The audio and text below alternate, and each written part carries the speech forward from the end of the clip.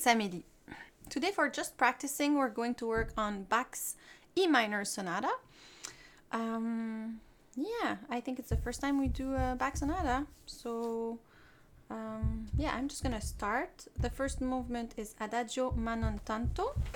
And I'm just gonna start playing. It's a live stream, so if you have any questions, comments, you can leave them right now in the live chat and we'll answer them.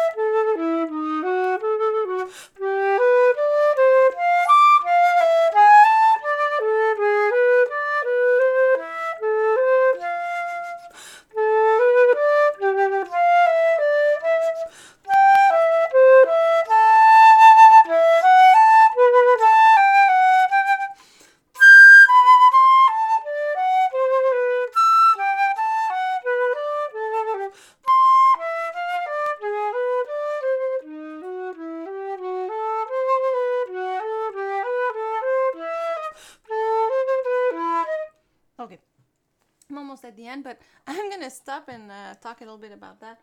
Can I have the pencil just there, please? Thank you. Okay.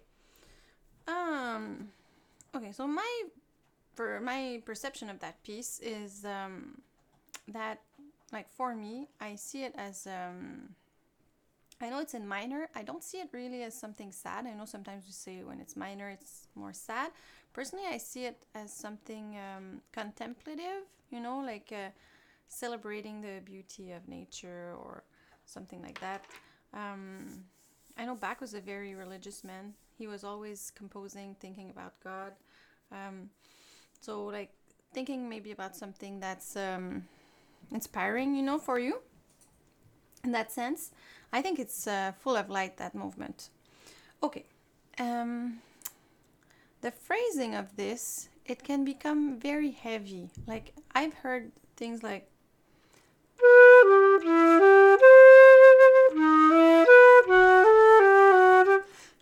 and all the things by two can be a bit exaggerated.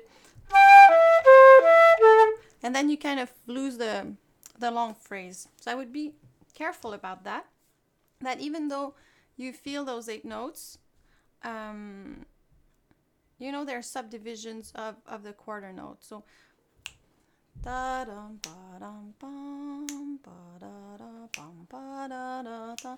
Because rhythm and phrasing are so connected. The way you feel the rhythm, and the way you feel that a bigger rhythm contains smaller rhythms, especially in 4/4 like that. You can feel the whole note and then the half note, and then you can feel all these subdivisions. So trying to be aware of that the bigger thing is everything in the bar is going towards the first note of the next bar mostly.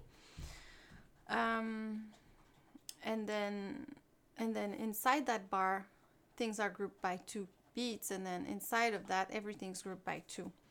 But you don't need to emphasize everything. I know some people tend to play that very intensely. I don't, but that's a choice, you know, that's a musical choice. You might want to play it like this, you know.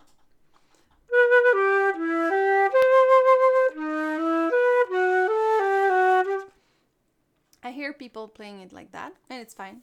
Personally, I see it more, a bit more calm, as I said before. You can listen to different versions online. There's a version by Kuken, the traverso player, that's very beautiful. Yeah, apart from that, there's the breathing thing. That's always something, especially in Bach, that we could address. And then also be careful with some accidentals, like let's say at bar 3 you have a D sharp, make sure you still do a D sharp at the end of the bar, little things like that. Same at bar 7. Yeah, and then the rest, it's pretty straightforward. You know, if you start practicing it, maybe starting by subdividing every 8 note in the beginning, just so you...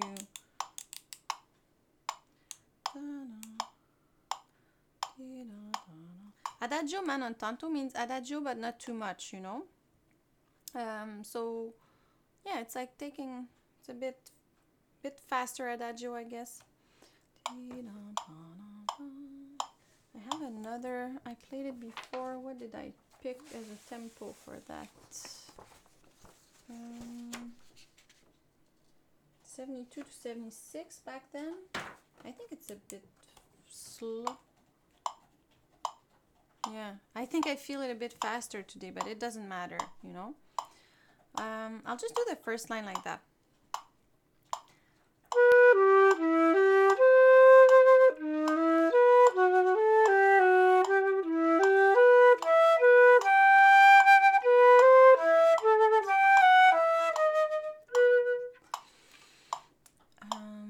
You see those notes that start, like, let's say in the first bar, the C, it starts on the upbeat, and then it prolongates until the downbeat of the next beat. Those things are interesting musically, you know, and they kind of make the time seem a bit longer. And like just being aware of that and using that in your musicality can be very efficient. And you know, when I put my metronome like that, that's my subdivision, but I still, in my body, I feel the...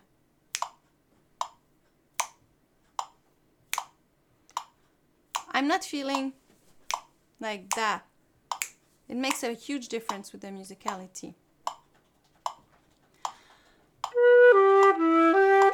Oh yeah, and also, when you take your first breath, try to take a breath that goes with the emotion that you're gonna try to give, you know? Like, if you want something calm, maybe don't go, you know?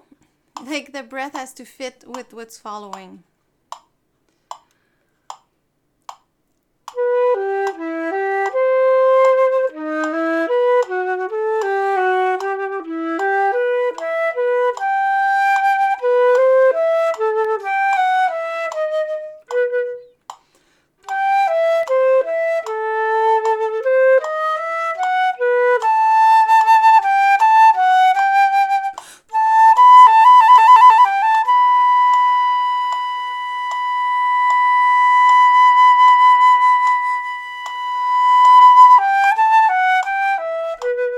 Okay, so here I took a breath at bar 3 during that little rest. Then I took a breath at bar 4, you know, when you have the dotted dotted 8 note, a G, just after that G. Then I keep that long note, and then I played the first 2 beats, and at the third beat after the B, I take another breath there. Okay, so that long B, that whole note plus a 8 note slur to it. When you get to that, you're not the main part. The harpsichord is doing something there, so you're kind of accompanying that. And so I wouldn't stress too much about what I'm gonna do with that. But I try to listen. I hear it in my head while I'm playing it, so I'm like.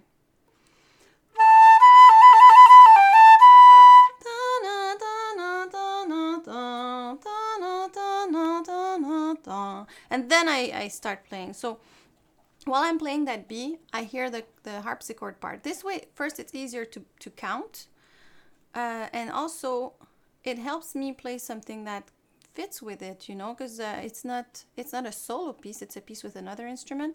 So listen to it and try to know what's going on during those long notes. You have a couple there. How would you use vibrato in this sonata? Okay, so in Baroque music, so someone's asking how I would use vibrato in that sonata. So in Baroque music, there's this little controversy. Maybe some people think if you have a modern instrument, you should just play it the modern way, which is vibrato and all that stuff. But some people say, yeah, but a traverso didn't use that, so you shouldn't vibrate at all. I'm a kind of in the middle, because I think I use vibrato very sparsely. Is that how you say it? In Baroque music, I try not to use it too much, and when I do, I try not to have a very intense vibrato. It's more like almost like a little ornamentation in a way, and that's how they used it mostly in Baroque music. But you know, it's I think when at one point I was thinking, okay, it's Baroque, so I should never vibrate, and I was putting so much effort into not vibrating that it was affecting my sound, my intonation, my phrasing, you know, because all that effort into not vibrating. Instead, my new philosophy about it is I'm not gonna make an effort to vibrate per se, but if I feel like it in a certain part because I think maybe the sound needs it, or then I'll just let it happen. Now that's my way of doing it. Good? Okay. So I'm going to take from bar 6 and then check where I breathe again. It's a very good idea to write where you breathe and decide, because you know, if you breathe everywhere and you start breathing in wrong places, like bar lines in that piece are not good places to breathe, because you're going to cut the phrase. The phrase is going above the bar line. A bar line is just saying you have 4 beats. It's not saying you have to stop at all. So mostly you go finish the phrase after the bar line, you know. Sometimes you have a dominant chord, like let's say on the first bar, you have a dominant chord at the end of the first bar, and then you have a tonic chord on the second bar on the beginning of the bar. That means it's a cadence like that. And that's a strong relationship between chords, and you don't want to miss that by breathing. Like let's say if I breathe at the bar line,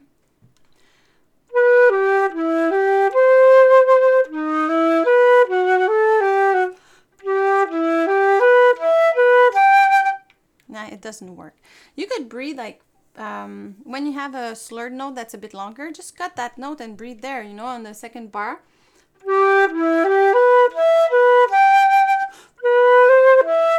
That's a good place to breathe. Okay, so bar 6. Yeah.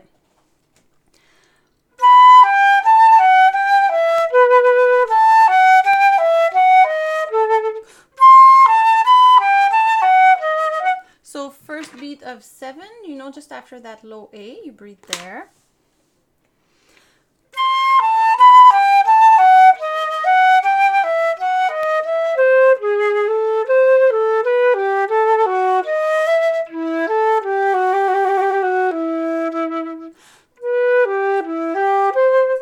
So after the E at 9, after the first note, you can breathe there. And you see here you have a clear cadence there on between 8 and 9. You could finish the piece there, you know, but it's not over.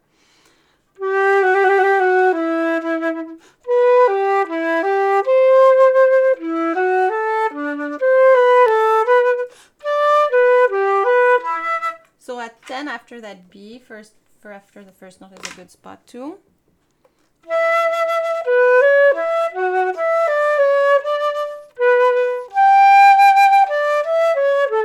So at 11, you could breathe between the D and the B, I think.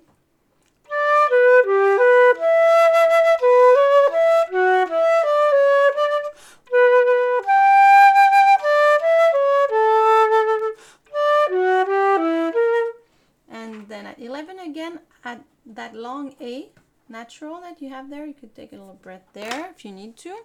I'm giving you more options. Maybe you won't need all those breaths, you know.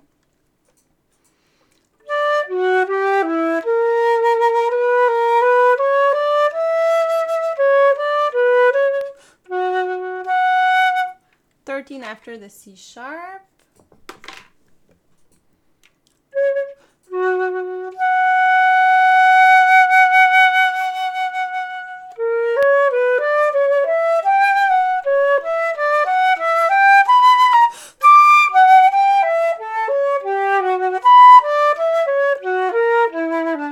Okay, you could cut. Oh, so when you have that F sharp, that's that long F sharp, it's the same thing as before, and singing it in your head is a good idea.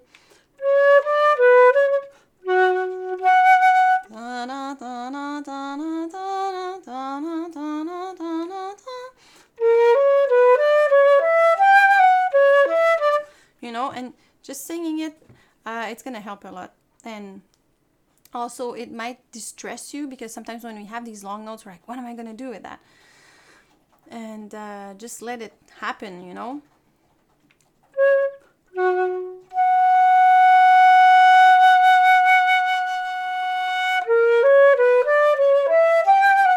I just started, vibrated a bit, then stopped vibrating to give it an impression that it's a bit longer. I feel that when you vibrate and then you stop, especially on a note that's prolongated like this note, it gives this impression that you just stretched the time, you know. And I think that's something beautiful about music, is that you can compress and stretch time. Sometimes you get that impression with time. I don't like breathing after that F sharp. I like keeping it until...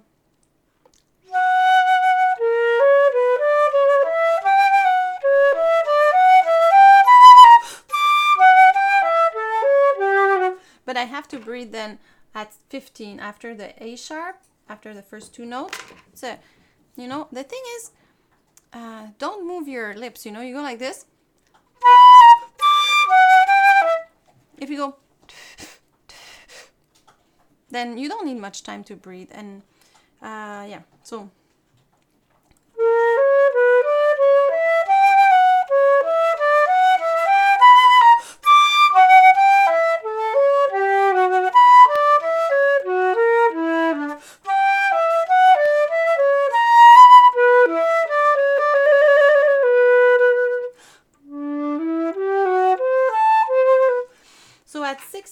After that D, after the first two notes, I take another one, and I think it's cool because it kind of cuts, because that phrase is that, you know, let's say you take at 15, that phrase starts on the high D.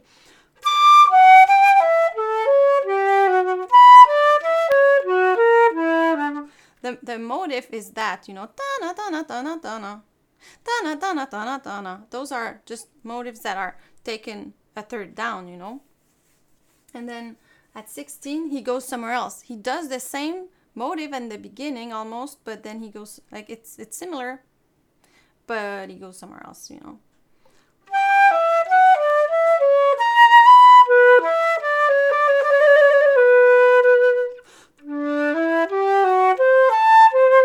So after that B, after the cadence there, because you hear it, it's like...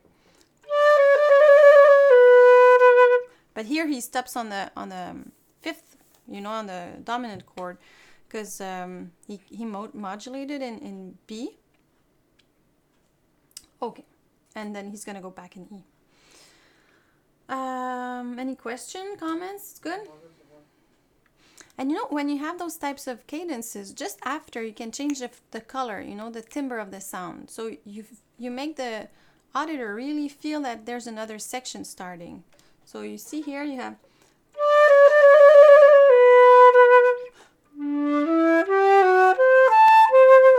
almost as if it's another character coming in, you know. And every time you have that, it's a good idea. Also, when there's the same thing repeating, just change the color. A bit louder, a bit softer can work, but you can also work on a little bit more timbre, a little bit less timbre, like darker or more transparent type of sound.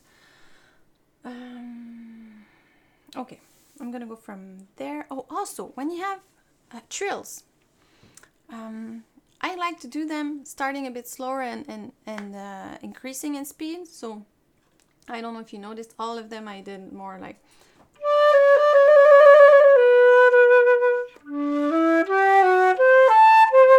I forgot to breathe, but.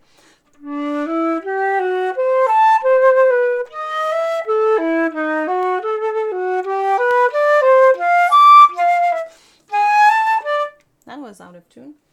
I'll just check. Oh, yeah.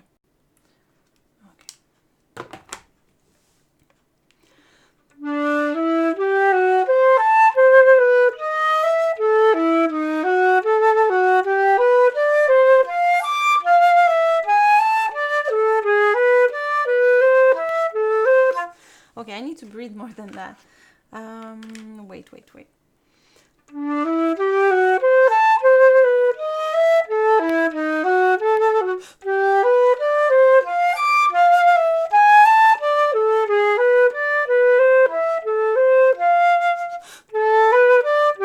So for sure, at 19, I'll cut that F a little bit, that long F, to breathe. I don't know where would be the best spot at 18. Maybe. No.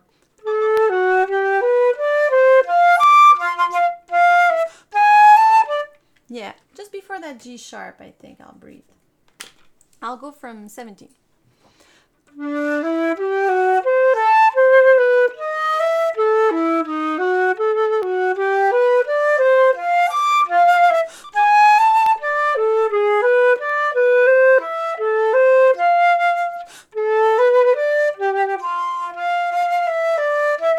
There's something with my Fs, they just crack all the time today.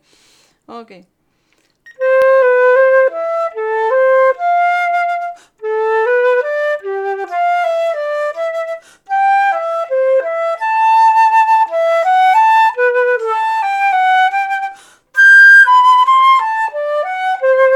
Okay, two things. So first thing, at 20 I'll breathe after the first note, and same thing at 21. And then you have at 21 a high G, third octave G. It's the highest note of the whole movement. So that's your climatic point here in your melody. So don't be afraid to keep it a little bit longer. You know, notes don't have to be all equal. You know, you wouldn't play it ta ta ta ta ta ta ta ta ta. You know, there's a little bit of room for giving and taking with the rhythm, you know. So yeah.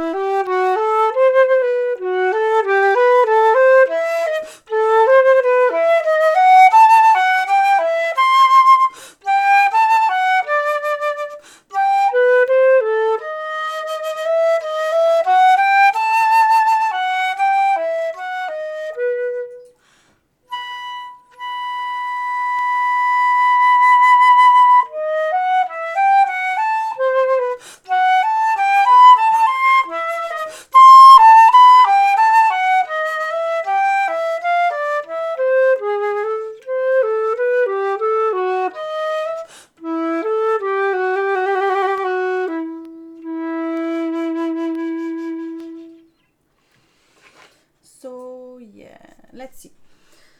And you see, sometimes it gets a bit more intense and I'll play a little bit louder. And when you have those types of steps, you know, where he starts on, let's say at 22, you know. Then he takes the same type of motif again, but a third higher. And then a bit higher again. And the third time he goes somewhere else. You know, he usually does that. So that there's like this mystery. Oh, something's happening. Oh, something's happening. Oh, even more. And then la, and it's a great surprise because like it's beautiful there. And you know, really try to find things like that. Maybe the image that's good for me might not be good for you, but try to find something that inspires you. Because if you have a clear idea of what you want to convey in your music, people will probably not know what was your idea, your idea personally, but they'll be able to make their own images. Whereas I think if you don't have anything, it's hard for them to just make something up, you know, because yeah, emotions, like music is a language of emotions, and I think there's a lot here to work with. So at 22, I took a breath after the first two notes. I'll take the end of 21.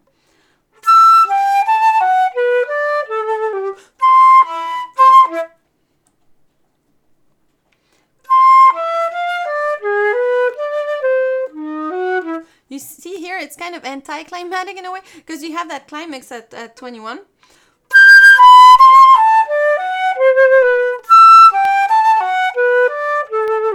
You know how he was going a third up, now he's going a third down. So maybe that intensity, you want to do the opposite, you know, go pa and then pa and then pa, and then he goes back up, starting from 22 with the same type of thirds going up in the motives.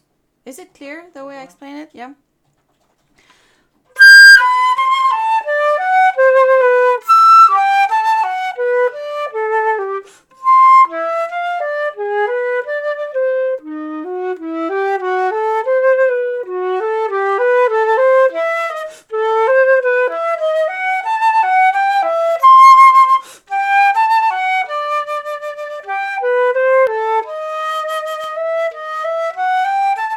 Okay, so where did I breathe? I took a breath at 23 after the D sharp on the third beat. Then I took a breath at 24 after the C, and I'll take another one on the long D, on the fourth beat. Because after that, I don't want to take breaths. I don't like it. I don't like taking a breath here at 25. It could work. If you have to, take it there, but if I don't have to, I won't. So sometimes I do that, even if I don't need to breathe, and I know there's a long chunk of time where I won't be able to breathe, I just take a little bit more. I take a little reserve, even if I don't need it right now, because I know that it's coming up. So that's why I say choose your breaths, so this way you can account for these things and make sure your phrasing is the way you want it to be and not just the way it happened because it wasn't really planned.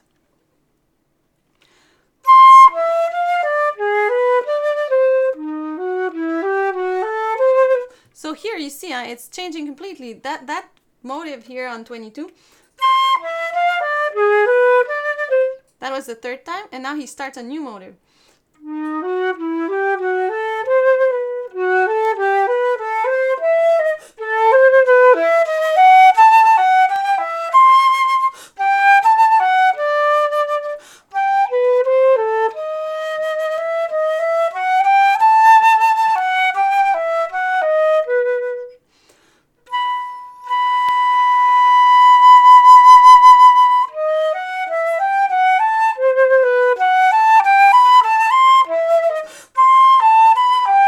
Okay, so I took a breath. Wait, I don't remember.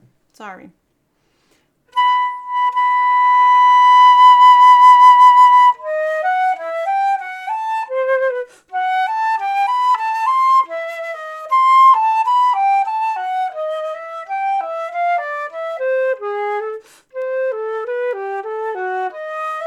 Okay, so I took one at 27, third beat after the B.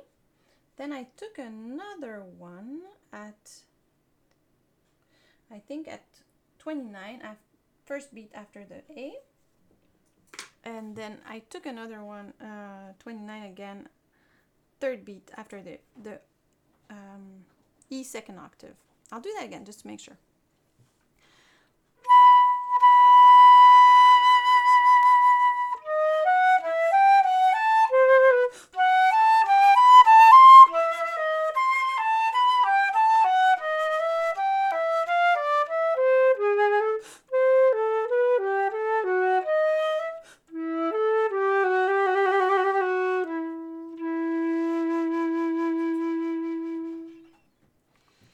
I'm not sure the last one was necessary. I'll put in parenthesis.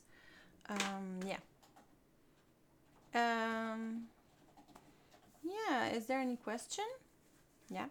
So of course, like it's the same as usual. Be careful with your accidentals. Try to figure out like, you know, learn it piece by piece. If it's difficult for you, don't try to learn everything all at once and learn mistakes. You know, it's all about not losing your time learning a mistake and then unlearning the mistake. So, okay. I remember I played that a while ago. What tempo was I playing it at back then? 104, I said. Okay, let's see. I think nowadays I would do it just a bit faster. I'll try it once without a metronome because I'll just reread it and see where I am at. Question, comments? No?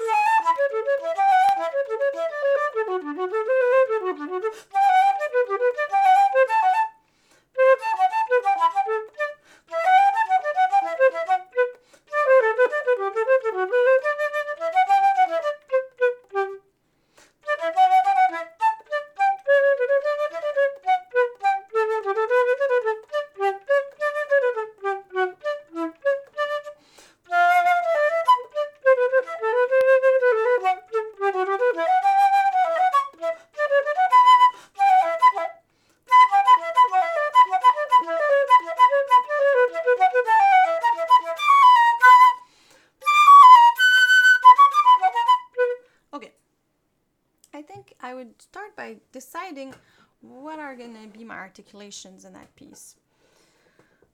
I think in the beginning I'll detach because I think it's the character there is decided, you know, like a person with a lot of willpower, I guess. So I don't want to make it too. I think takata takata pum pum, especially in the beginning. After that, I might let it go, but just to give the character that I want to give. Again, you can see it as something totally different than me. It's no big deal. It was $5. Who? Fabio Padilla. Fabio Padilla? Yeah. Thanks so much for the $5 on Super Chat. Thank you. Okay, so beginning I'll go.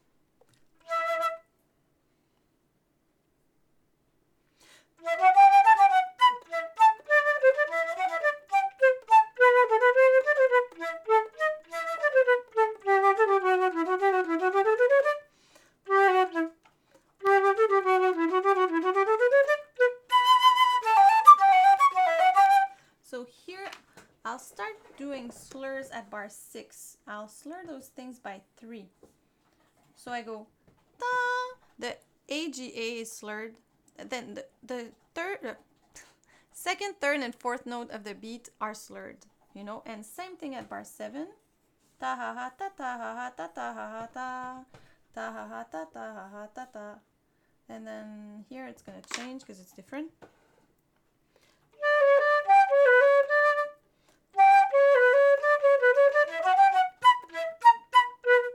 Yeah.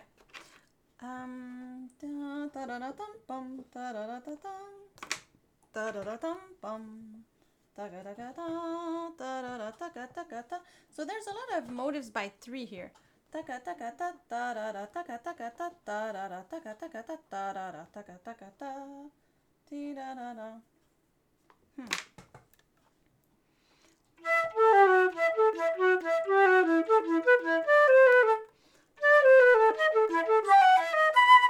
Yeah, here at 14, first beat slurred by 4, second beat detached, third beat slurred by 4.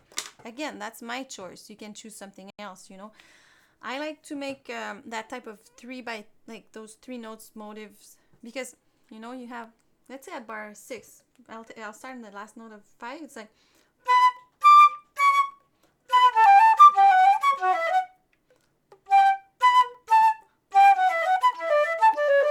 you know, and then you have that same thing that he was doing in the other movement, where he takes the same motive and he does the third lower each time, and the third time he goes somewhere else. So those things are interesting because you kind of understand the structure of the piece, and then it makes it easier to learn. It makes it easier to also make musical decisions based on the structure and be like, oh, it's the same thing. I could make it a different, I could change the dynamic, or I could make it a step that goes softer, or that goes in with more intensity, less intensity. Those things will give you a lot to work with musically. So I'm at 15.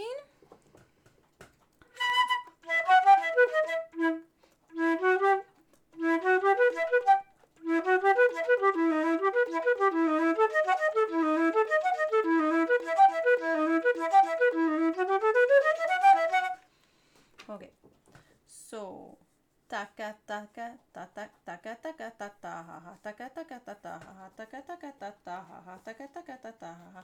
Usually when notes are like neighbors, you know, close notes like that, I like to slur them. Not all the time, but sometimes, you know, most of the time. Ta ta ha ha taka taka ta ta ha ha taka taka taka taka ta ha ta ta ha taka taka ta ta ha taka taka ta ta ha taka taka ta ta ha taka taka ta ta.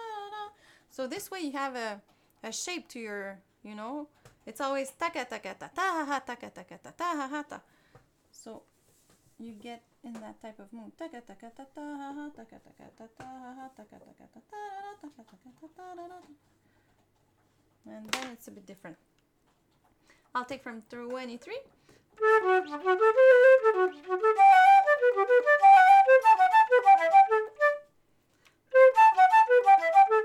Yeah, here I'll just detach that.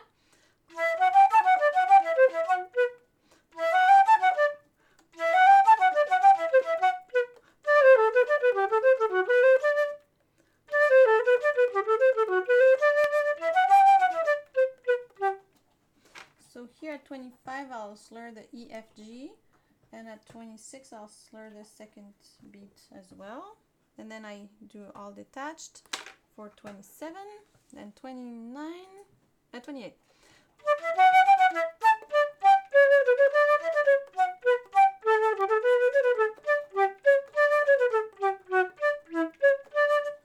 All detached.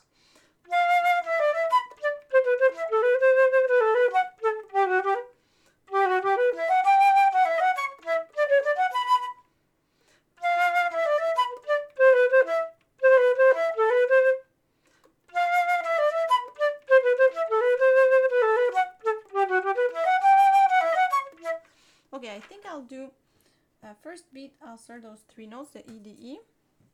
Third beat, I'll do all detached. Fourth beat, I'll slur the first 2 notes. And then same thing on the next bar, because it's pretty much the same structure.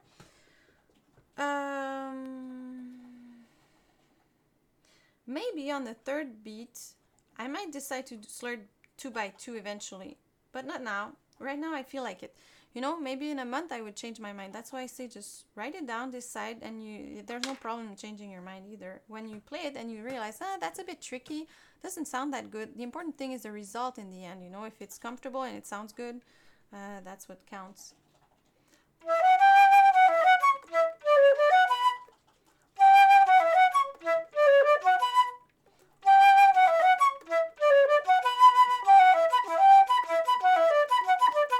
Okay, so here I'll slur the F, E, F, and then I'll slur D, C sharp, D on the third beat, and they're on the beginning of the beat instead of being on the end of the beat, and I think it's going to give it a little surprise there, you know, because the ear is used to that ta ha ha ta, and then it's going to be ta ha ha ta ta, you know, it's different. Oh my god, my thing got stuck.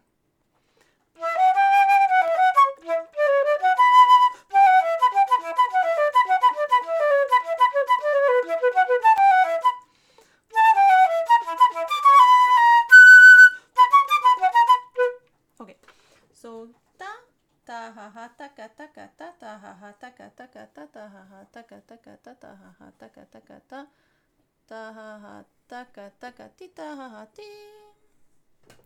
ta ka ti ka ta ka tam pam. Yeah. So first and third beats, I start by the second, third, and fourth note of the beat. I do that for bars 36, 37, 38. So I'll go from 38.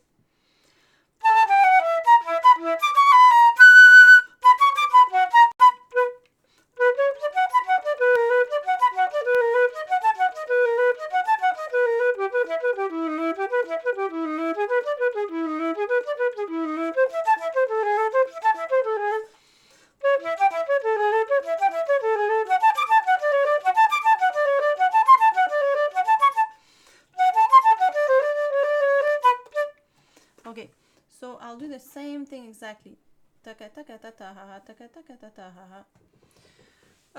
So on second and fourth beat, I slur by 3 the second, third, and fourth note of the beat. For bar 40, 41, 42, 43, 45, 4, 45, 46, 47, and then, okay. And there, it's so clear, like you do twice the same thing. So it's very easy to just do it as an echo, and it's going to be interesting this way.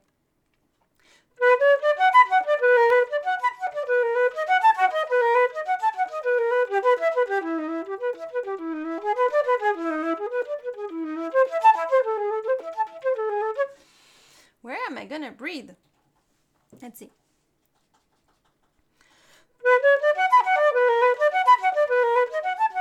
Sorry.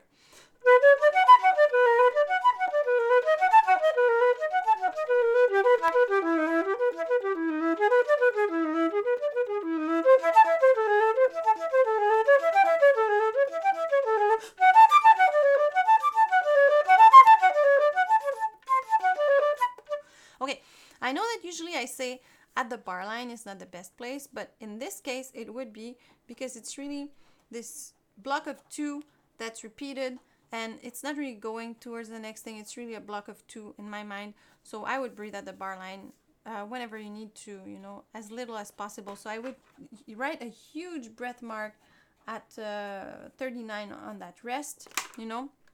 So you finish.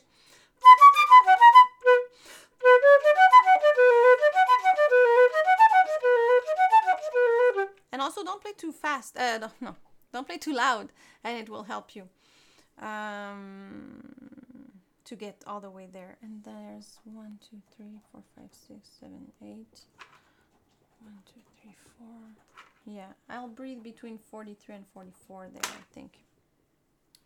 Okay, then I continue.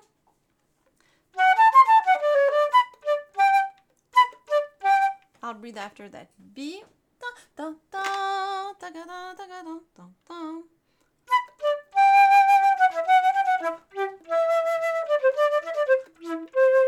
I can breathe after that first note of the bar at 40 and at 41 again.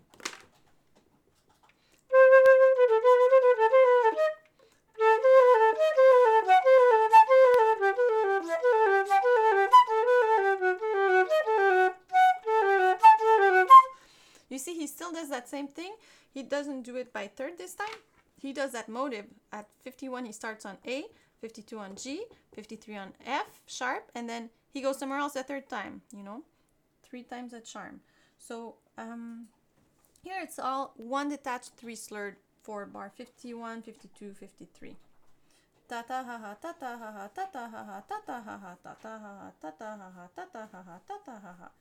Again, it's my preference. You can do something else, whatever you think sounds good for you.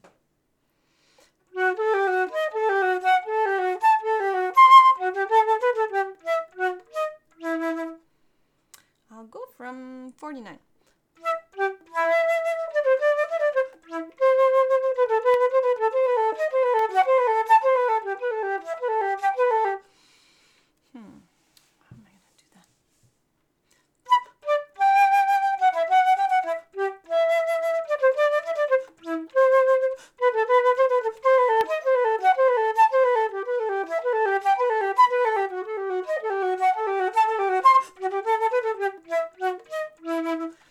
Okay, so I took a little reserve there because I thought, oh my god, I'm not going to be able to make it.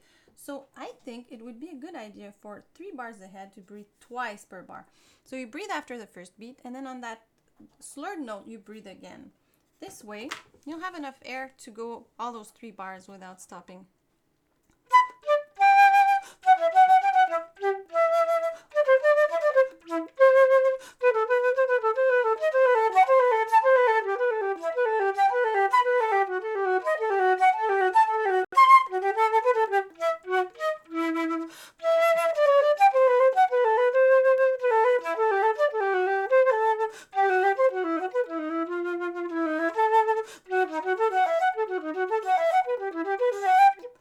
So well structured, all that music. Okay. So yeah, it worked totally fine doing that, you know, taking a little bit of reserve, and then you don't have to stop and worry about it. If you need to, then at 54, you can breathe after that that little C there.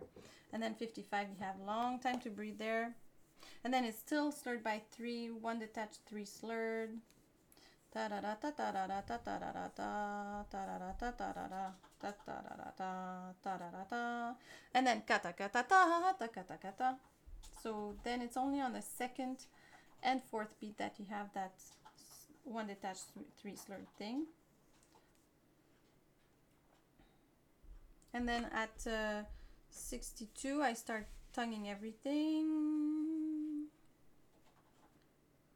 And then at 68, maybe I would do something different.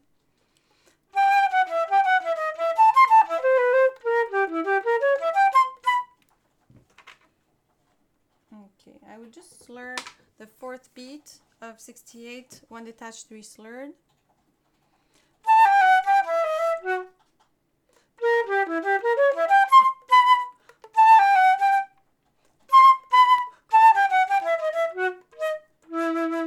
I think the end I would also detach the same way I did in the beginning, you know. And I'll do again, I think from 55.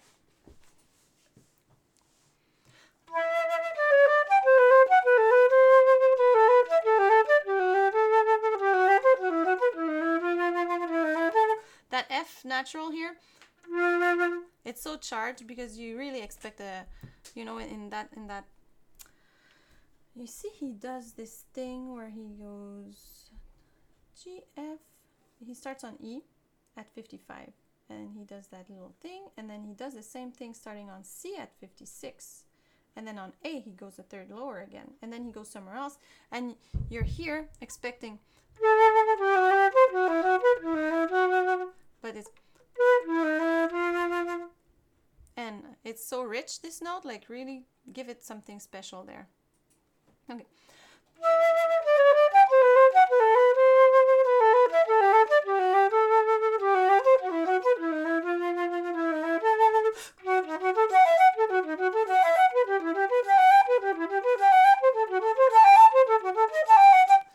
I think here I would start way softer when it changes completely. You know, you have ta ta da da ta ta da da ta ka ta ka ta ta da da ta. It's a new section here, so not too loud because I'm not sure where I'll breathe. Okay, that's a problem.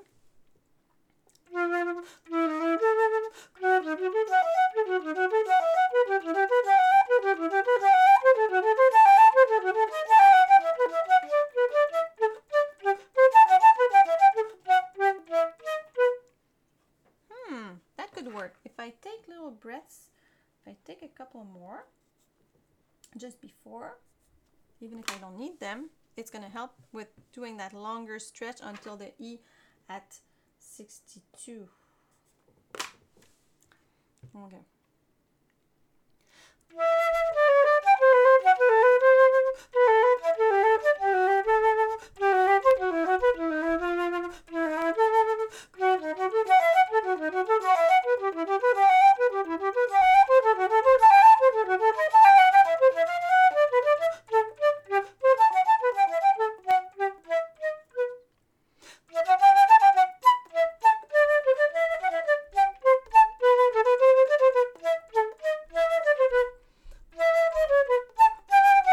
Oh yeah, there's a D sharp here.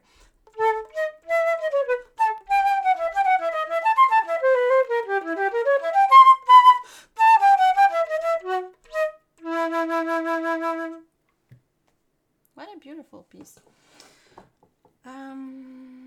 Yeah, you know, when you have a long stretch, try to take a little breaths before.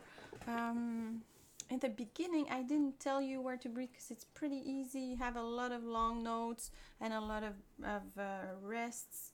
There might be a little spot in the around 17. I'll look into it just a second. I'll go from 14.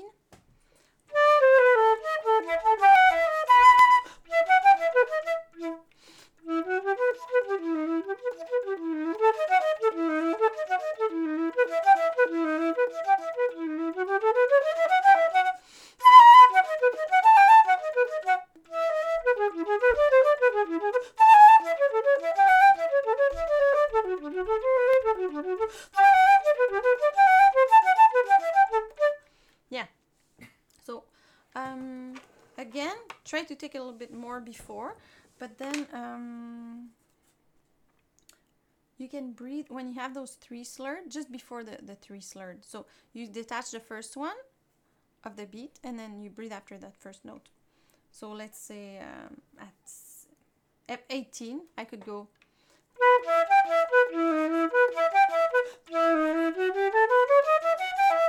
And of course here you breathe before that B at 19.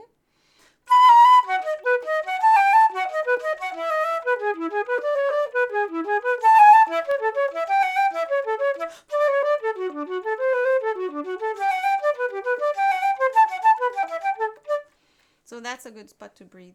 And the rest should be pretty okay. Listen to different versions. Write some dynamics. Write some things that inspire you. Sometimes I just write color, or I write dark or transparent, or, you know, and that's your own thing. But if you understand, like, oh, this thing is just a repetition. Oh, this thing is like the same motive going up. I can get more intense as I go up. Oh, here it goes down. And you just follow, like, it's pretty natural music. So just follow what's there, you know, and it's just going to come out by itself, I think. That's when it's well-written music, you don't need to overcomplicate things or do that much to make it beautiful, you know. Sometimes the simpler, the better. Any questions? Comments? No? The second movement or third? That was the second. Now we're going to the third.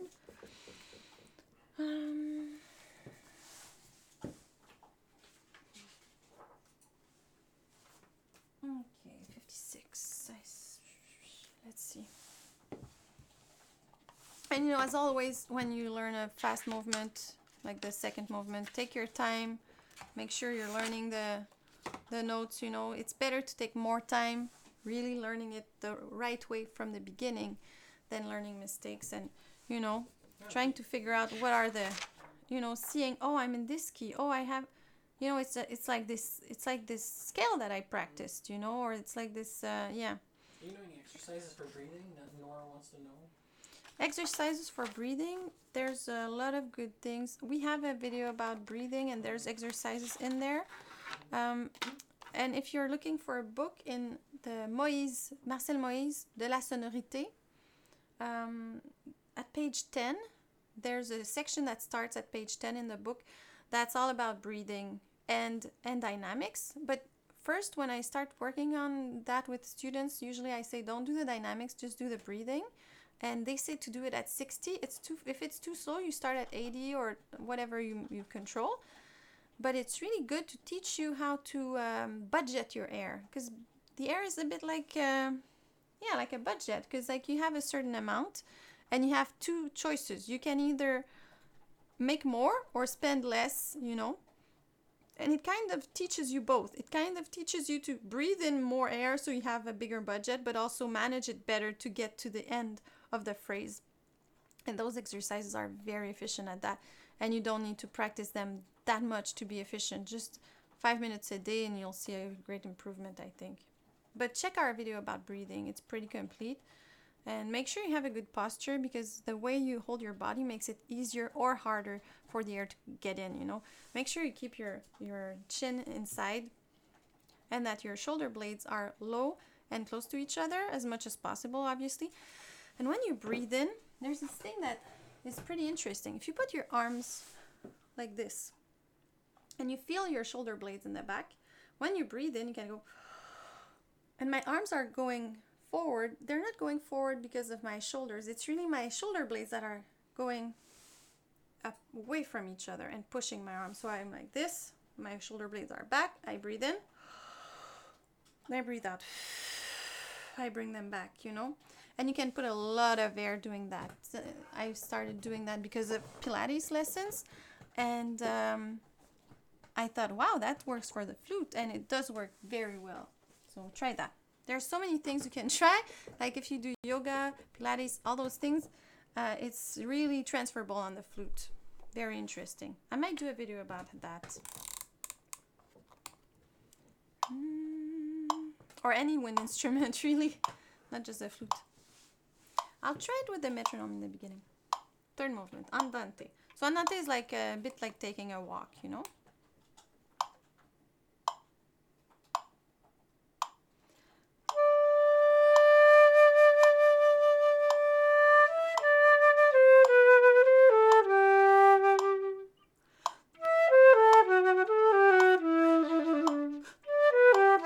It's too fast. Bum, bum, bum, bum, bum, bum, bum, bum, bum. I think half note at 96. Bum, bum, bum. So the bass goes up. Bum, bum, bum, bum, bum, bum, bum, bum. Really listen to those things, because once you have them in your head, it really gives you the inspiration to start, you know, because it's a whole. It's not a flute. It wasn't written just for flute. Bach sat down thinking of two instruments, you know, so if you have both of them in your head, it's a bit easier.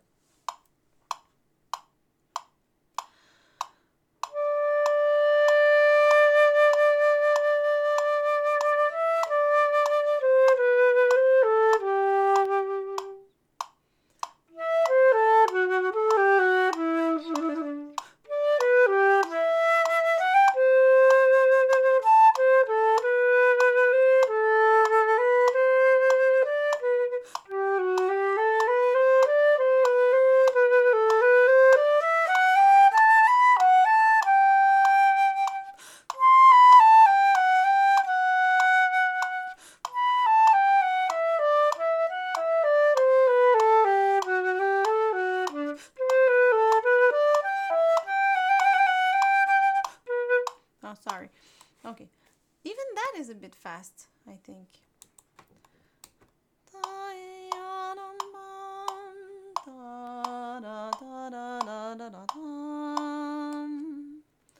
Yeah.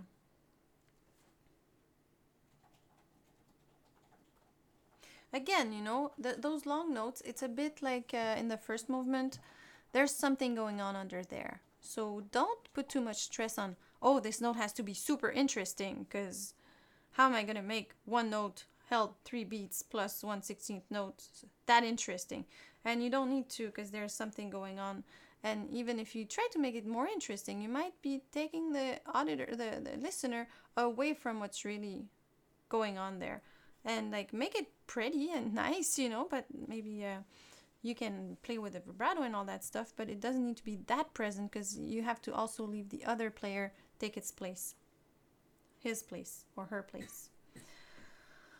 Okay, I'll do it from this beginning without no, I'll take it from bar 15, but no metronome.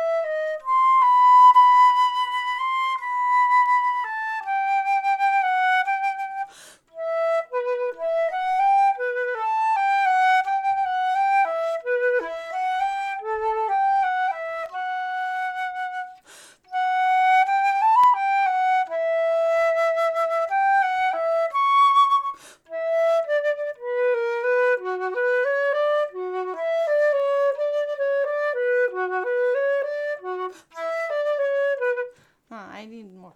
I needed more air. Okay, it's always the same thing with those movements about breathing. It's so beautiful, that music. Oh, wow. Okay. So, in the beginning, it's pretty easy because you have a lot of rests. Da,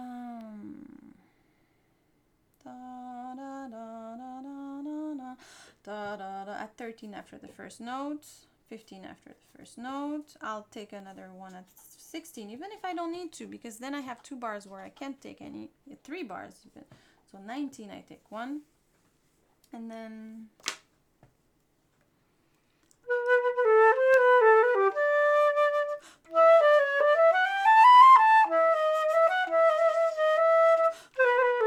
okay, so I'll take 1, I'll cut that D at 21 and take 1 at the beginning of the bar, then same thing at 23, then 25 after the G, or cutting the G a little bit, then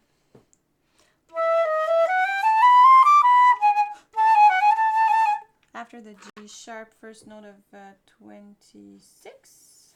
Skeptical lady just gave us $5. Oh, thank you, Skeptical Lady, for the $5 on the super chat. So nice. She's a clarinet player, but wants to learn the flute. Oh, cool. And loves the channel. Thank you so much.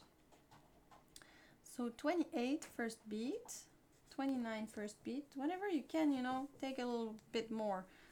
30 first beat. And then I think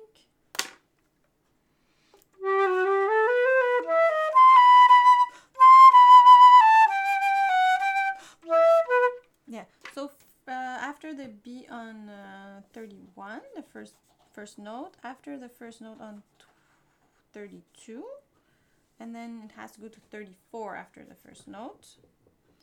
35, you can take another one.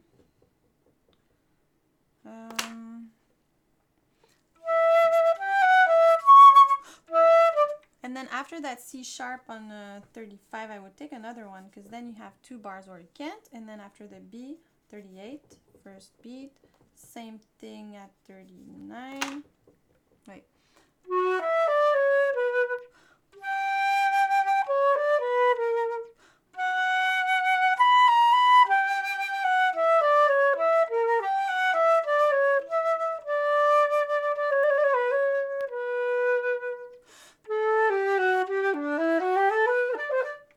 Okay, so after the B at 42, for first beat, I think at 40 you could take one at that G.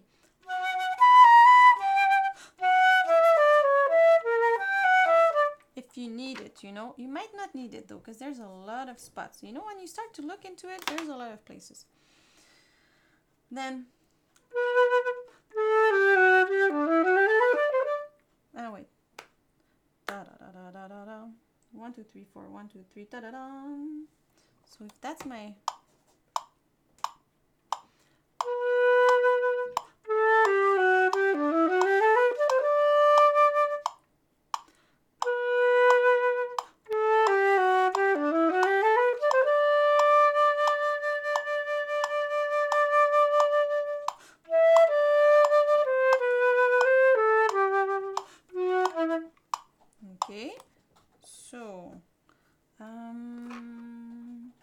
after that D on 44, and then after the G on 45, and then you have to wait till 47 after the E,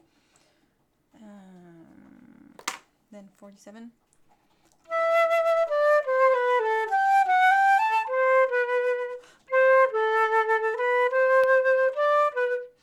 Okay, so you could take one after that B on 48 if you need to, and then 49 you have a lot of time. Da, da, da, da, da. 50 you have time during that rest. 51 as well, and 52 as well. Then until the end it's pretty straightforward for that. When you have notes that are close to each other, it can be a good idea to slur them and detach things that are a bit more apart. Oh yeah, in the other movement, the second movement, I forgot to say, you know, a lot of those 8 notes you should make short, but some of them are more part of the how do I say that? The structure, I guess. You know, they're more like pillars, and you should make a bit longer. Like, let's say the beginning. I'm sorry to go back, but I just had the flash. Cartman just So you hear this one was long, but then this was short, and then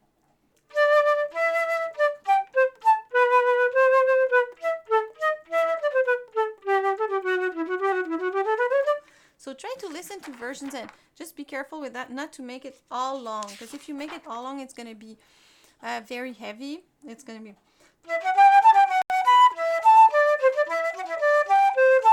or if you make it all short,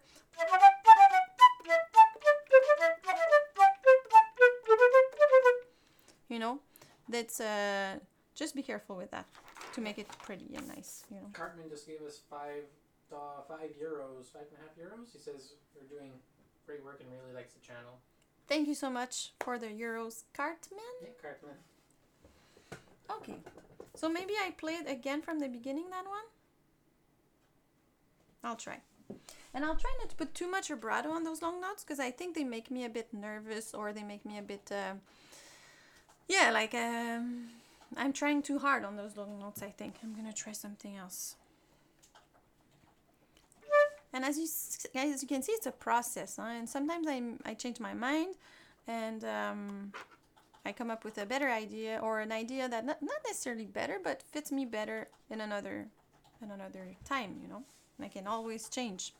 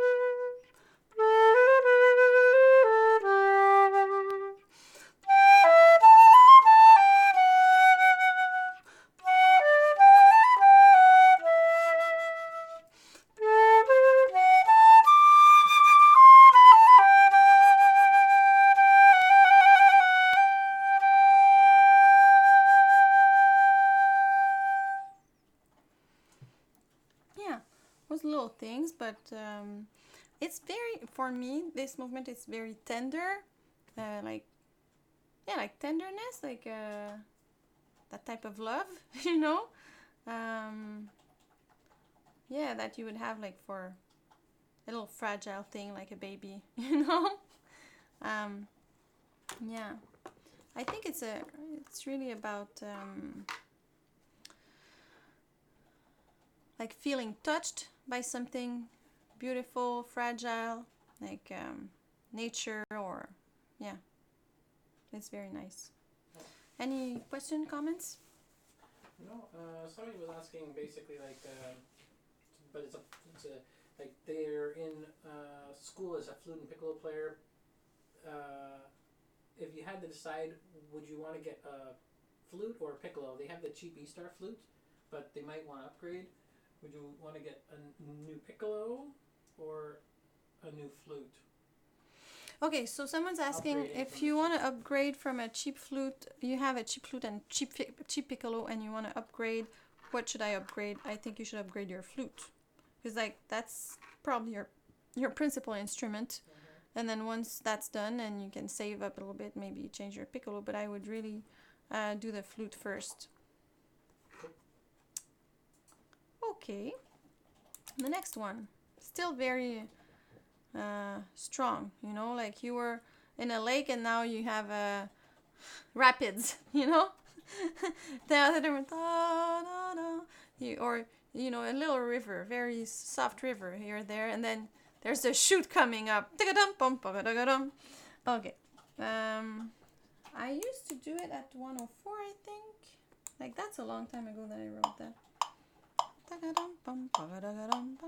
I think it's a bit slow. Okay, I'm not sure if I can play it that fast for now. I'll just read it once.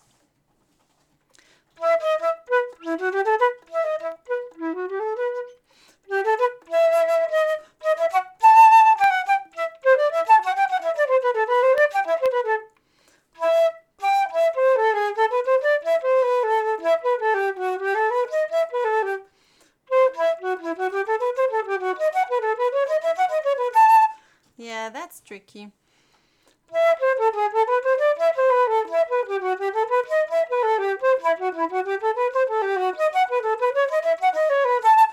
I think it's interesting because you get that same tahaha, tahaha, tahaha that you had in the other movement. So like at 7, the last 3 notes I slurred them, and same thing at 8, same thing at 9, same thing at 10. Okay. And what I'll do is I'll do forte at the beginning and all detached, but then the second bar I'll slur ta ta ta ta ta ta ta, slurred by 2, and I have 16th notes. This way it's really different. You have the dynamic, but also the articulation that make it different. And then when I go back to forte, I tongue again.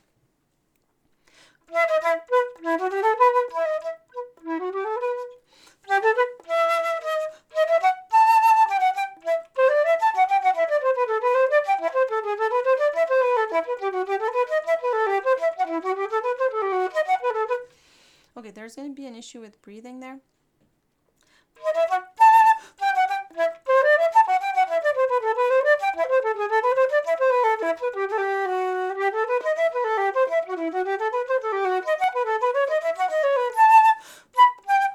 Okay, so I think I would breathe a lot before.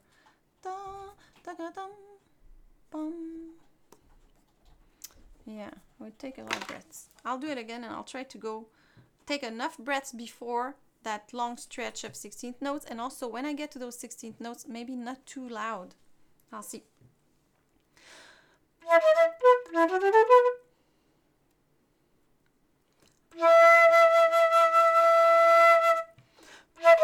Like that's a bit fragile note, the E. Maybe blow it a bit to the right, and also like make sure you know where it is, you know, you kind of feel it, and then this way you're ready. Make sure everything's ready before you start playing. The air, the lips, nothing has to move just before you play, so there's way less risk of cracking it.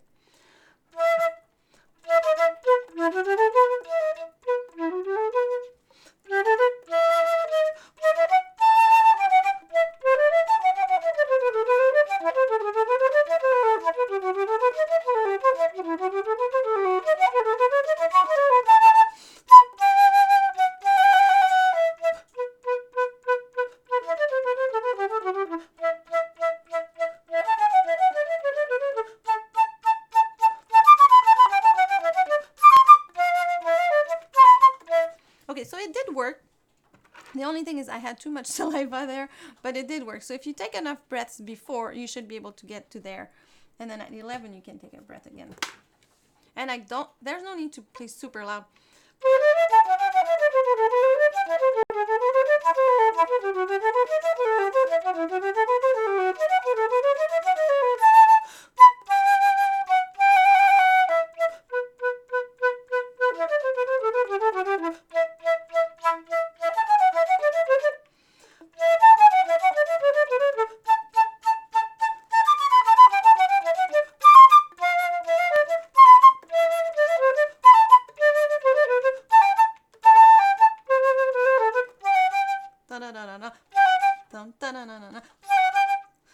Okay. When you have those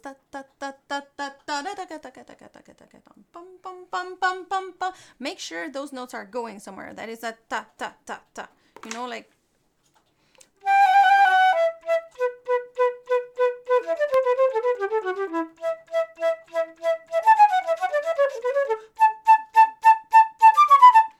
you know, is it all the same?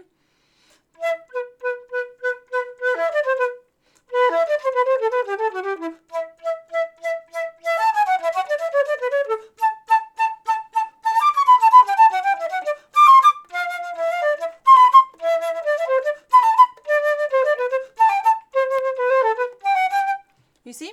Like giving it some shape. It's going towards the first note of the next bar. So pum pum pum pum pum pa da da da da da da da da da da pum pum pum pum pum pum pa da da da da da da. Yeah. So I think I slurred it like this.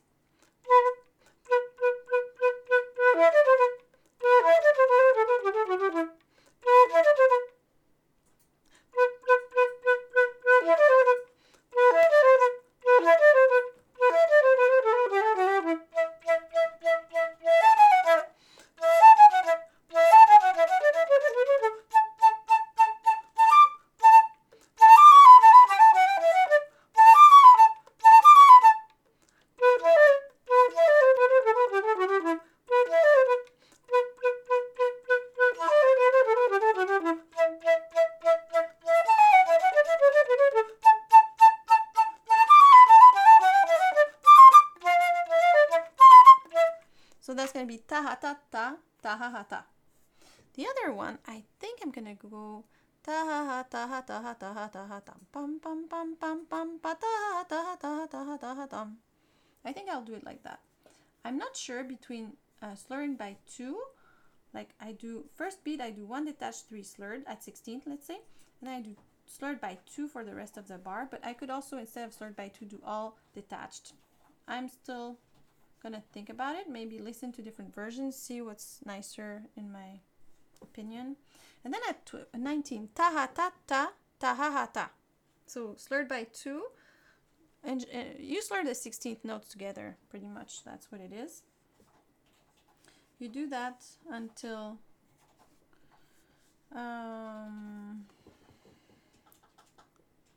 23, and then 24 it's the same ta ha ta. Ta, slurred by 2. Okay. And then at 27.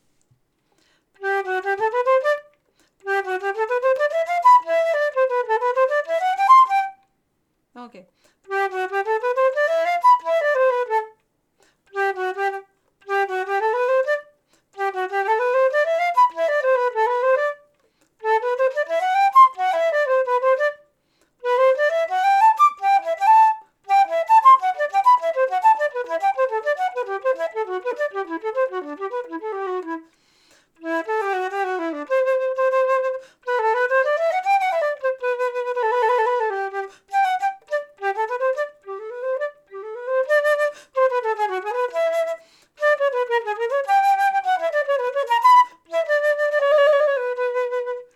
Okay. I check another version just to see how I was slurring it back in the days.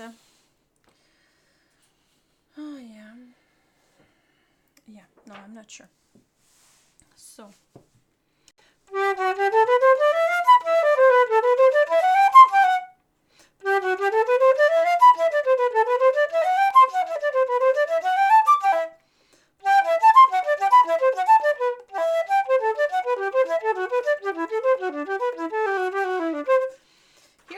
33, I go 1 detached, 3 slurred, and then 4 slurred. Before that, what I'll do is I'll do at 27 taka taka taka ta ha ha ta taka taka taka taka ta ha ha ta taka taka taka taka ta ha ta. I'm not sure. Then the rest will be detached. Taka taka taka taka taka taka ta. Okay, and then when I get to 34, I'll see.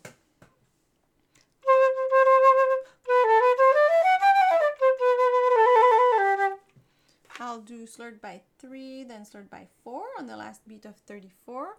Then ta-da-ya pa-pam, ta-da-ya ta-ta. Yeah, okay, so I'll slur from the G at 35. First beat, I slur from the G to the D. Ta-yam pam pam, and the C I'll do it short. I think it's nice like that.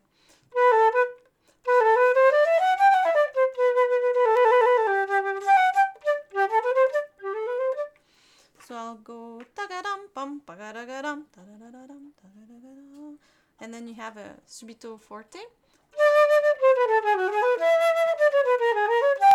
So I'll go kata kata ha ha ta ta. Fourth beat, I slur the 3 first notes. I do 3 slurred, 1 dotted. Kata kata ha ha ta ta ta ta ya. I'll do the end of that. From 34.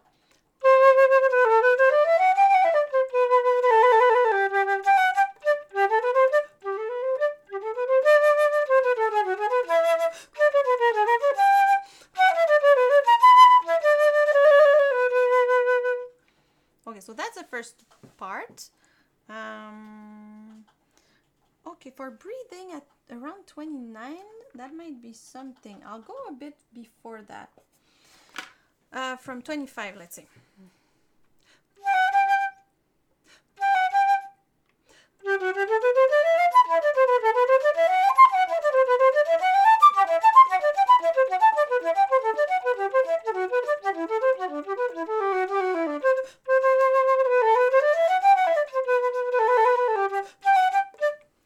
Yeah, I'm able to do it because I take a big one before. Like I take a huge breath, and then also if you detach more than you slur, you take less air. Slurring takes more air. Like if I try like that.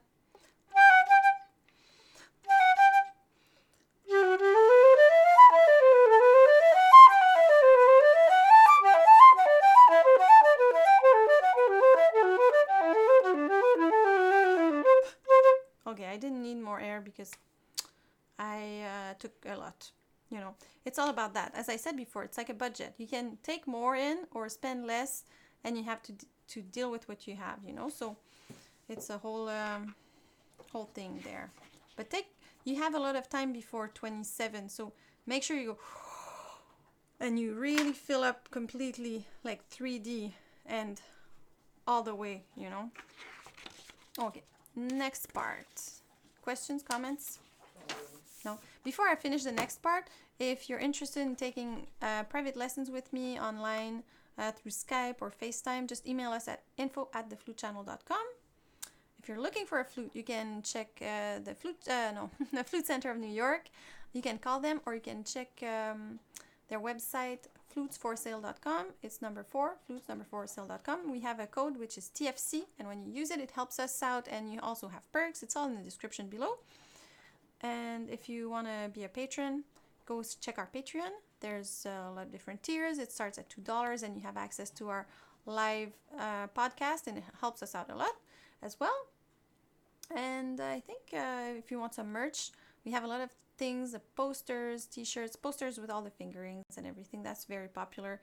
And I think Nicolas made new things. Yeah, new Mozart concerto shirt. Yeah, like a shirt with the whole, it's so cool. I'm gonna get one. The whole Mozart concerto is written on the shirt, and it's very cool. So yeah, look at that. So I'll finish this piece. Cool.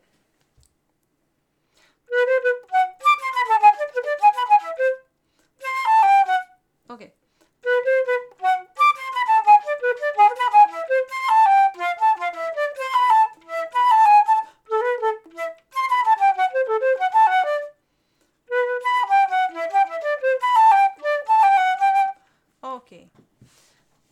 it's something.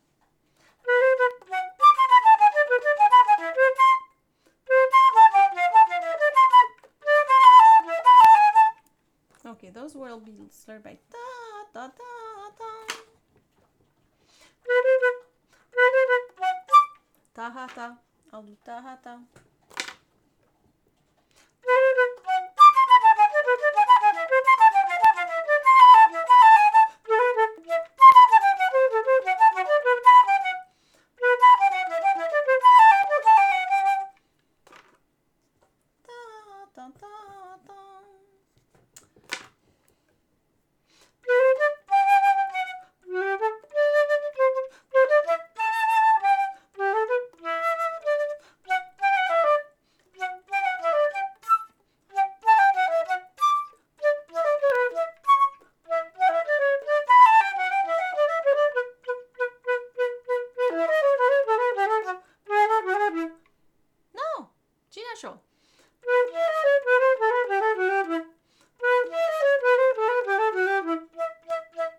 Okay, so here you hear that I change the color when I go.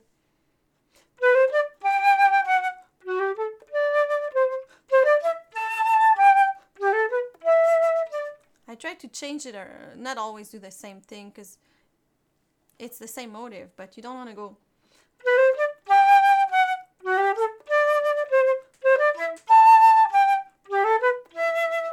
That's not very inspired, you know? Just use your creativity. That's what's amazing about playing music. You can really do things your own way, you know? Change the sound a little bit. Make it loud, make it soft, but it's not a big difference in dynamics, but, you know, changing the color. So I just learned those things, ta ha ta ta ta, ta ha ta ta.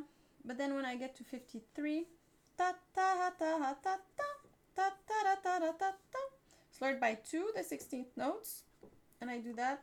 Then at 57, slurred by 3, so it's like first beat 1 detached, 3 slurred, and then slurred by 2 for the rest of the bar. Then same thing 2 bars later. So at 59, 1 detached, 3 slurred, then slurred by 2 for the 2 last beats. Same thing at 61. Same thing at 63. So you can really see that he uses one motive and he can use it for a while. Well, 3 times usually, but this time it's 4.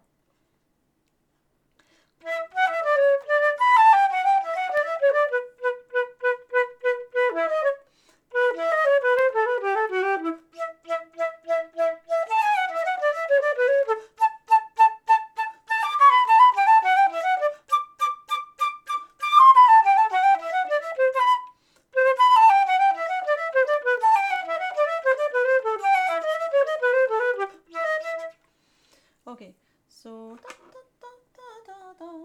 at 65 I'll slur everything by 2, but you could do the first beat slurred by 4 if you want. Then the 66 I do 1 detached, 3 slurred, and then the rest slurred by 2. Same the next bar. Same the next bar.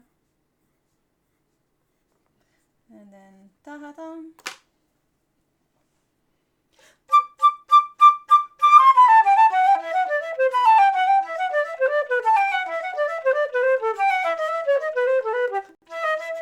So what I did is between those high Ds, ta, ta, ta, ta, ta, I take very, very slow, short breaths, like. My thumb port.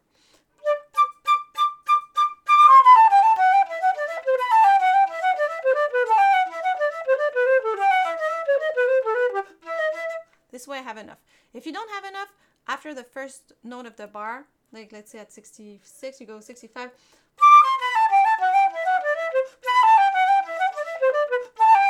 You see where I took a breath? So there could be a good place. But if you do ta, ta, ta, ta, ta, ta, you take really like you don't need to move anything, you know, and it's very tiny. You don't even know, no one should really notice it, you know.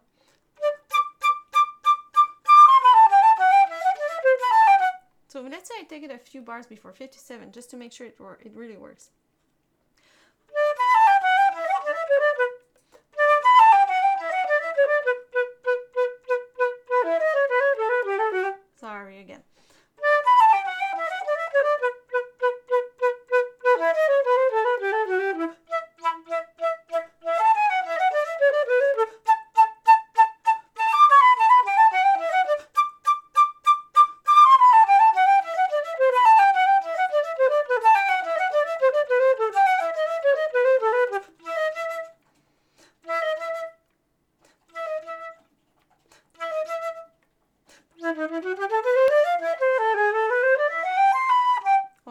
work on that.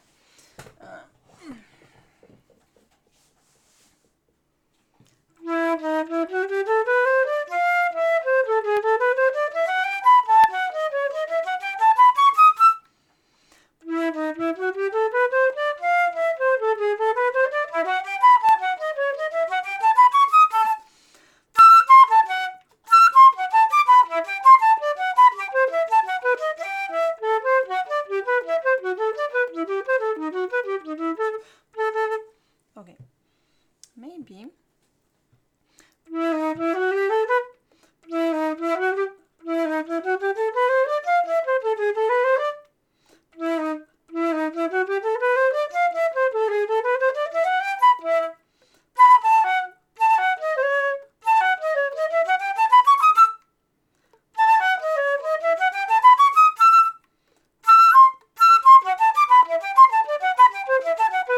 You see here, it's just like it's an arp. It's like it's a chord, but it's broken. Instead of going, it's, you know. But you could practice it like this.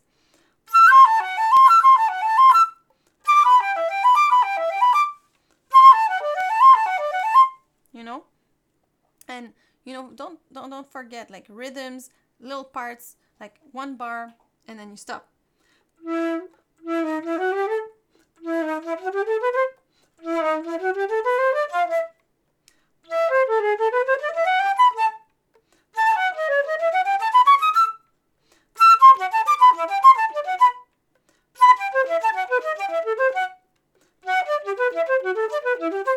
You know, those are good ways to learn.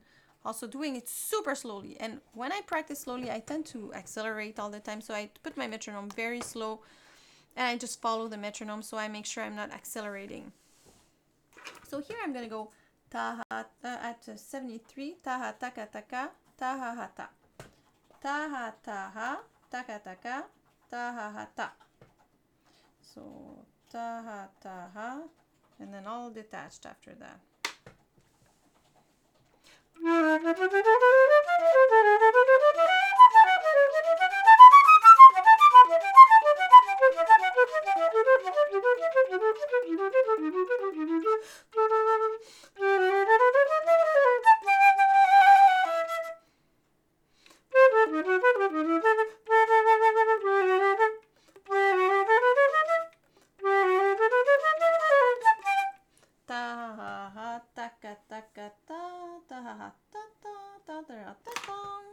So it's detached, 3 slurred, 1 detached.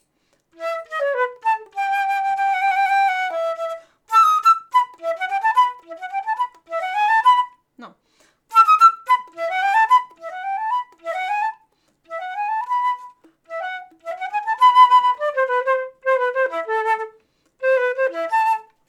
Wait.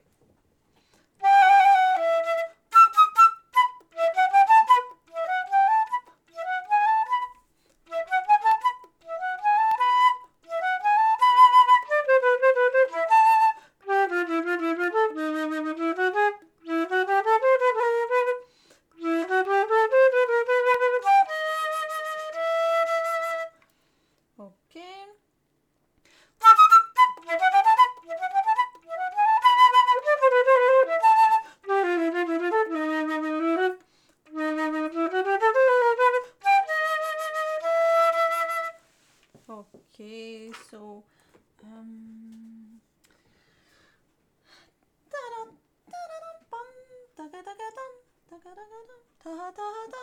the last beat of 83 I'll do slurred by 2. Ta ta ta ta ta ta ta ta ta ta ta. Okay.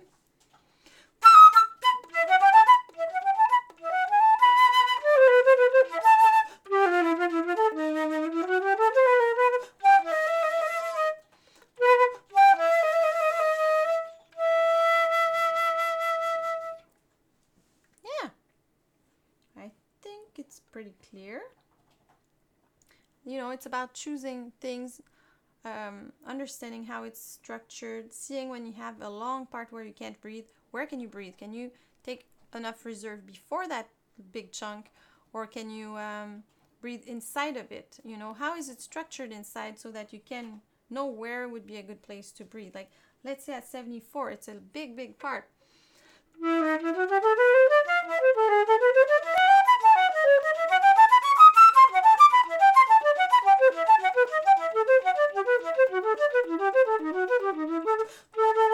I can get to there, but if you can't, a very good place could be 76, just after the high E, because you just reached your climax, and then you take a breath there. Look.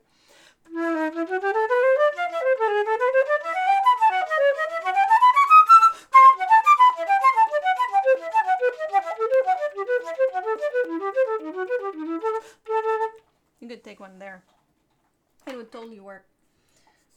Just when those things, when you do those things, it can be a good idea to tell the accompanist you're working with that you're taking a breath there. They'll mark it in their part and they'll wait for you, and it should be easier.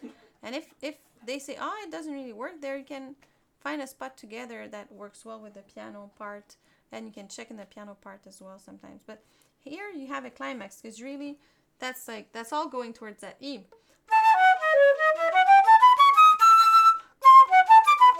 And then it changes and it goes back down. Everything's bringing it to that he, and then once you're there, you go.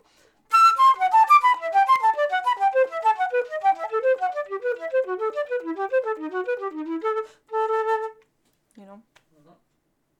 So I think that's something interesting to understand, the structure and all that stuff, to know, you know, what to do with it, and also listen to it, play with recordings, just for the habit of playing, hearing the accompaniment. Very often you won't really hear the flute because you're playing the same part, and you won't be able to hear it when you play at the same time, but you'll hear the accompaniment, and that's a good thing, I think, to get used to. Cool. Dudu YT wants to know what made you want to play the flute. Where did you start? Okay, so what made me want to play the flute? I loved music, and I got in a high school where there was a music program, but I was not aware, so I was put in another program in the school. And then I realized, oh, there's some kids who are playing music every day. I want to be part of that. And then they accepted me, but the school year was already started. I already played piano back then. And then the teacher said, we have the flute or the oboe. And I had seen a movie with a flutist. I thought it was beautiful and so elegant. And I didn't really know what oboe was back then. And I thought the flute was just good, you know. And I'm so happy I took that instrument, because, yeah, I think it was an instrument, like, it was for me, really. Cool. Any questions? What comments? made you want? That's what made you want to play the flute? Yeah, I love music in general, you know. At first I learned the piano, and then in band I played the flute, and I fell in love with it, and it was not very difficult. Like, it was an instrument that was, you know, some instruments are easier for some people, I guess, you know. I think that instrument, I was able to make a pretty nice sound after not that long, and, you know, I was encouraged by my teacher, and I liked band a lot when I was that age. And, you know, I thought the flute had the melody a lot. I liked that. And I love the sound of the flute. It's a beautiful sound. And all the colors you can do with it. And what I loved as a kid, and I still love now, is that playing the flute, it's a bit like singing. And I used to tell my teacher, it's like singing, but it's better than my voice, you know? And I feel it's... For me, when I play the flute, I feel a certain freedom. I think because of the blowing in the instrument, but not like a trumpet or a clarinet where you have something in your mouth or on your mouth. Like here, you make all the resistance. It's really like singing, but so much freer for me. And yeah. Cool. No more questions, unless some more come, but... No, not a lot of questions today. No, just a lot of like sound really good, and people were really taking notes and stuff. So that's good because it's a very. I think the first and second movement is what a lot of people play. Yeah, I think I learned it. I learned those two for competition when I was a kid, you know. And And there's 5 other sonatas too. So yeah. a lot of people were mentioning the C major one. C major one's super cool. Oh yeah, I did that for my end of bachelor's degree, I think. This one? I don't remember. Da, da, da, da, da. What Something is like it? that. Yeah.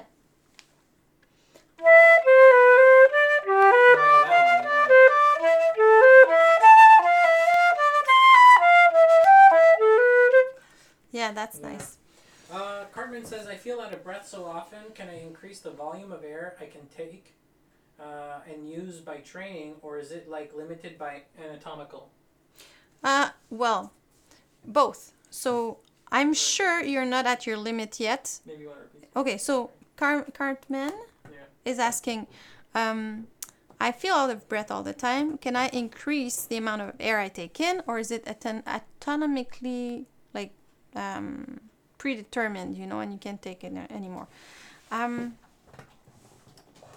I think a little bit of both. Like, of course, there's a limit to how much air you can take in, but I don't think you reached it yet, because if you say you're always out of breath, it means you didn't reach it yet. So you can get more air. It's a question of training. I think I don't know if you've seen the movie Le Grand Bleu, the Great Blue. Great Blue, is it? It's a whatever. It's a movie, and there's these guys that do apnea diving. Okay.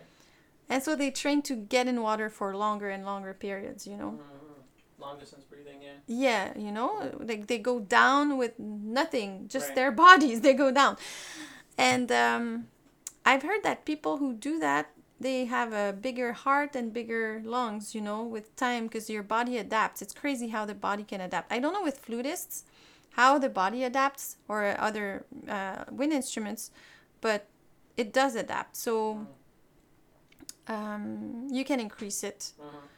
Like I can blow in my flute piano for 50 to 60 seconds. If, like, let's say I go and I start by emptying my lungs, and then I breathe in.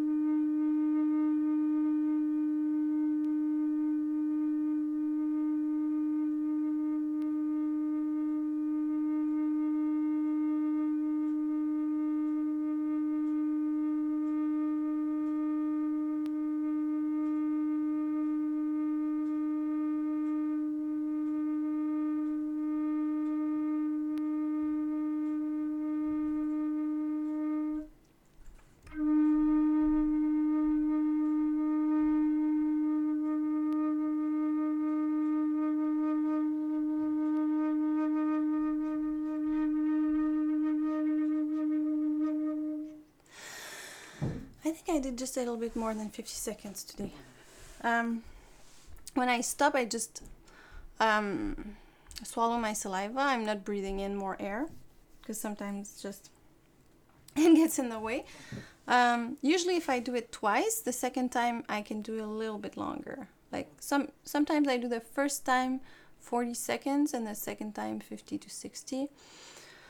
And so when I started, I didn't have that much lung capacity. So I really increased it with time, and you know, so you can increase it totally. Check our videos about breathing, and check that book I mentioned, De la Sonorité, page 10. You have a lot of exercises that can help you with managing the air. This is like a conjoined question. What is your favorite piece to play, and by who? And also, what is the hardest piece you've played? Okay, I don't really have a favorite piece. Like, my favorite piece is usually the piece I'm playing at the moment, and I feel a bit like, as a musician, if I'm playing a piece, I have to make the people listening feel like it's my favorite piece, you know, that it's a bit like an actor who doesn't like their character. You have to have empathy for a character or something. I don't know. For me, yeah, I love this piece by Bach, but I also love playing Prokofiev for um, you know, like Nielsen Concerto. I really enjoyed playing. It's all different, you know. I played a lot of contemporary music at one point, and some of it was pretty difficult. I would say that's the toughest. I've played some concertos, contemporary music concertos, like the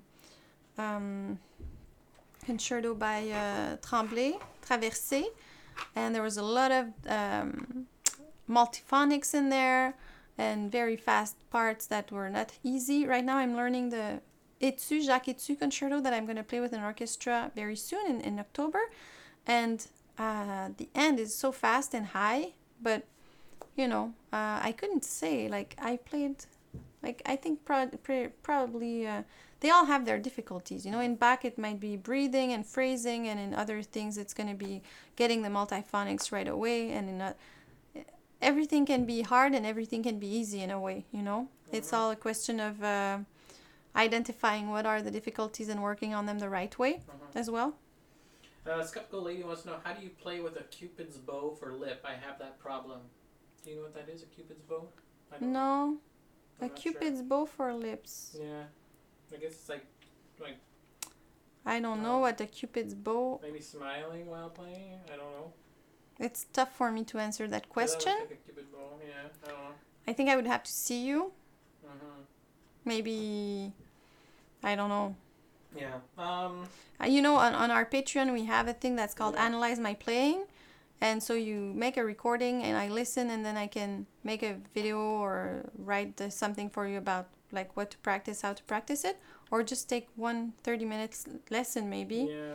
And this way I can help you with that, because that's very difficult to answer. Yeah, I don't see it here. You know, so it's a small investment to take one lesson, and sometimes in one lesson we can still do quite a bit. Where it splits the airstream. Splits the airstream. Yeah. So you're not focusing the air right. Right, and that's what it might look like. Your teacher told you had that? Or I don't know. She just has that as lips. Cupid's bow? I don't know. I don't think there are lips that can't play the flute. Yeah, that too. And I don't think there's anything wrong with your lips. You might also be stressed because someone said, oh, your lips are not flute player lips, or, you know. I wouldn't, I don't see any, like, maybe you need one lesson to just relax about it, and maybe it's something else. You might think it's the lips, maybe it's not even the lips, or maybe it's something you do with your lips, but it's not the lips in itself. Like it's the director, like the lip in the director, like inside the lip, like that. Okay. I guess it's that. That's what that means. Like where the air is split. Band director said it splits the airstream. I don't know. I don't know. I'm tag your lips on Instagram for us. Yeah, tag your lips on Instagram. We'll have a look. Yeah, or something like that. You know? Yeah. Because I've never met someone who has lips that can't play the flute. Totally. How many hours do you practice in a day? By Spiridon Solito. So right now I don't practice much anymore because I work a lot. Teaching and doing all those things, but when I was learning, I would practice, well, when I was in high school, let's say an hour a day. Then I got pre-college, like 2-3 hours a day. When my bachelor's 3 hours a day, 5 days, 6 days a week was my thing. And then in my master's degree I was practicing sometimes up to 5 hours. And then now I kind of live on my my abilities that I built before. I practice, but mostly to learn pieces, and yeah. So that you can learn them. Yeah, but I think like it's about how much you. Of course, like you have to put some hours to make it so that it becomes easy. But it's also a lot about how you practice, how you segment your practice in different portions of time, dedicated to different aspects that you want to improve, and how focused you are, how you have a clear objective when you're a clear goal. You know, are you practicing to practice, or you're really trying to make something better? Are you really aware of what's going on? Are you listening to yourself? Very often people play in concert and they think, oh, I played better in my cubicle or in my room. But really they didn't. It's just that in their room they're not really listening, but with the stress and the little extra stress and the adrenaline from the concert, they're way more aware, and now they hear the little things that they didn't even pay attention to in the practice room. Very often I see that, you know, oh, I played better. Did you? Or is it just the stress that makes you a bit more here and now and really paying attention, you know? Maria Davis wants to know, do you play jazz, and can we have a jazz piece one day? I play a little bit of jazz. I'm not a jazz flutist. I'm not an expert. Maybe we could have a little something one day. Maybe like broken blue pieces. Well, you played Brubeck and stuff on piano, and yeah, I played Brubeck on piano. I've played in a jazz band at one point and played piano and flute and improvised, and you know, but I can't say it's my strength, but I can do it. I even fooled in in Scotland, the reviewer wrote that I was as comfortable playing jazz as classical music, so I just need to work on it a bit more, I guess, and people get fooled. David Kang, last question. What is your personal preference for a piccolo under 1600 US? We did a piccolo budget thing. I think piccolos, huh? we did a review of 3 piccolos. You can check on our channel. I don't remember what they were. I'm not Dizao and another one. Dizao. Is there a Yamaha that's under that price? Probably so. one. Yeah. There's a lot of good options now. You can try a couple of them at the Flute Center. You should check with the Flute Center of New York and say, like, that's my budget. Can you send me, like, 3 flutes, your 3 best piccolos for under that price? And they'll send it to you. You try them for, 10 days, and then you can pick one. And that's the best way, because also an instrument that I prefer might not be the one you preferred. So if you call them with that type of question, I have that budget, can you send me this? It should be helpful. Or check on their website. As I said, flutesforsale.com. It's the number 4. And use our code TFC, please. So, anything else? Yeah, so I hope this was helpful. If you liked the video, please like it.